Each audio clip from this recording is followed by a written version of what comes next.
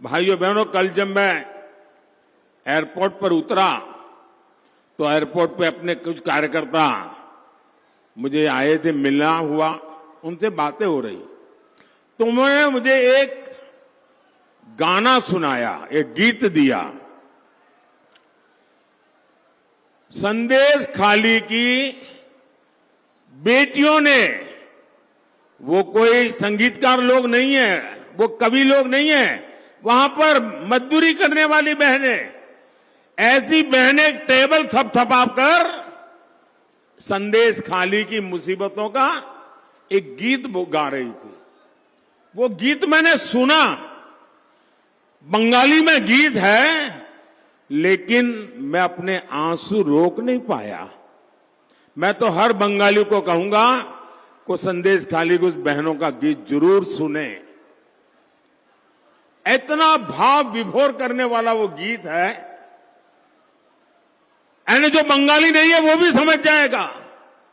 और मैं उन 3-4 बेटियां जो गा रही है ना, उनको मैं बहुत बधाई देता हूं कि उन्होंने किस प्रकार से अपनी बात को पहुंचाया है। साथियों, ये टीएमसी तुष्टीकरण में लगी हुई है।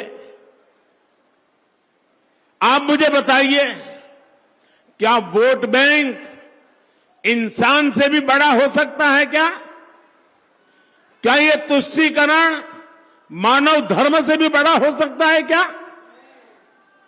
साथियों, अब एक नया बात लेकर के आए हैं वोट के भूखे लोग।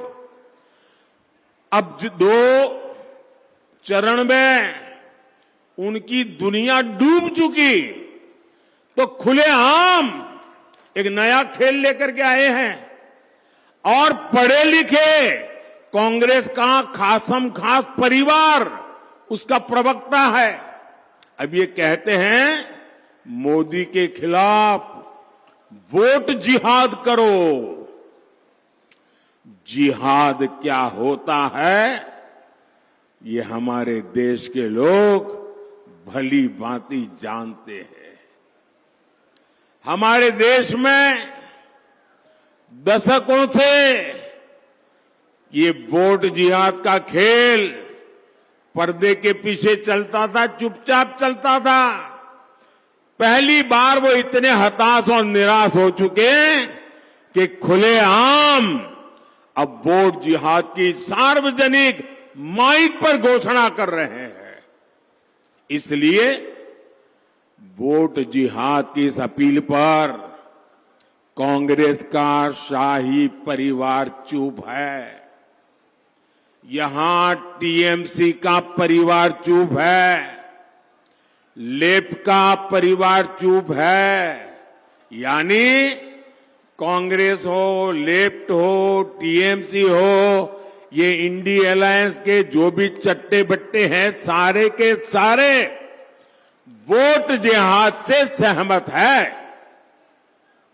जो लोग वोट जिहाद करने वाले हैं, क्या आप उनको उत्तर देंगे कि नहीं देंगे? उत्तर देंगे कि नहीं देंगे? कैसे उत्तर देंगे? कैसे उत्तर देंगे? पूरी ताकत से वोट करके उत्तर देंगे और हमारा वोट देश के लिए देंगे।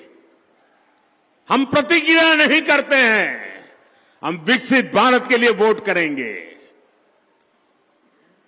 अपनी देशेर नामे ভোট করুন, বিকশিত ভারতের জন্য ভোट করুন।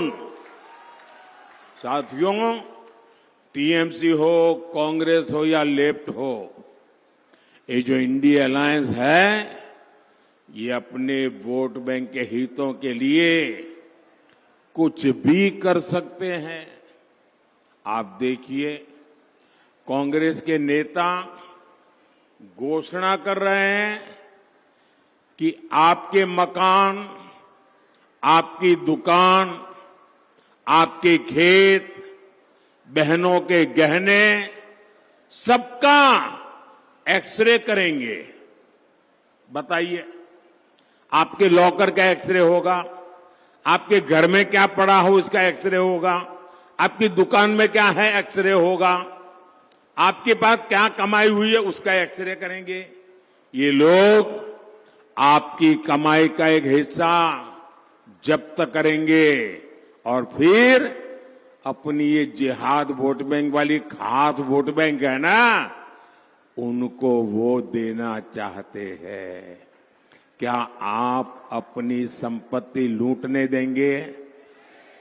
आप अपने गहने लूटने देंगे? आप अपना मंगलसूत्र छीनने देंगे? क्या टीएमसी और लेप ने कांग्रेस के इस खतरनाक खेल का विरोध किया क्या? क्योंकि इन सब का पर्दे के पीछे एक ही एजेंडा है। साथियों, हमारे संविधान की मूल भावना है कि भारत में धर्म के आधार पर आरक्षण नहीं दिया जाएगा। ये निर्णय संविधान सभा ने बहुत सोच विचार कर किया था। बाबा साहब आंबेडकर ने भी जीवन भर धर्म के आधार पर आरक्षण के खिलाफ बहुत कुछ कहा है, लेकिन कांग्रेस देश में धर्म के आधार पर आरक्षण देने की साजिश कर रही है। ये एससी, एसटी, ओबीसी के हक का आरक्षण उनसे छीन करके अपने खास वोट बैंक, जिहादी वोट जहां से मिलने वाला है, उनको देने के लिए संविधान बदलना चाहते हैं। मैंने सोचा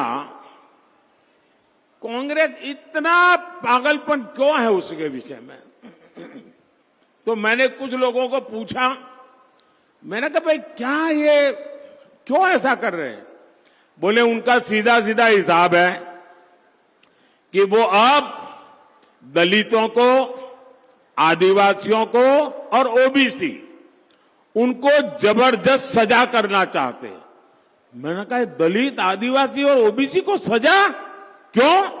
बोले सजा इसलिए करना चाहते हैं कि मोदी आज जो बैठा है ना, उसका कारण अब दलित मोदी को वोट देता है, आदिवासी मोदी को वोट देता है, ओबीसी मोदी को वोट देता है, और इसलिए 50 साल तक जो कांग्रेस के साथ रहे वो दलित, आदिवासी और ओबीसी कांग्रेस से खिसक गए, मोदी के साथ चले गए, मोदी का काम देख करके चले गए। तो अब उनको लगता है कि अब दलितों को, आदिवासियों को और ओबीसी को सजा करे, और उनके पास जो सबसे बड़ा हथियार है आरक्षण का, वो लूट लें और मुसलमानों को खुश करें, धर्म के आधार पर ये आरक्षण उनको दे दें ताकि उनकी वोट बैंक की राजनीति चलती रहे।